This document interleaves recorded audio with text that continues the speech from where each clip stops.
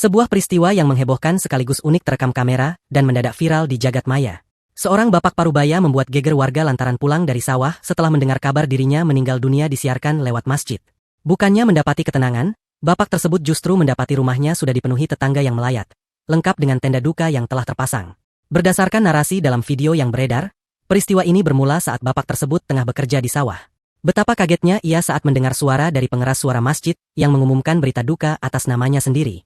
Tanpa pikir panjang, ia pun bergegas pulang untuk mencari tahu apa yang sebenarnya terjadi.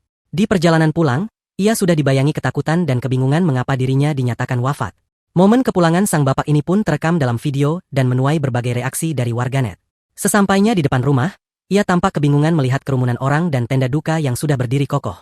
Dengan nada polos dan raut wajah penuh tanya, bapak tersebut melontarkan kalimat yang membuat suasana duka seketika berubah. "Kok aku disiarke mati? Kok aku diumumkan meninggal?"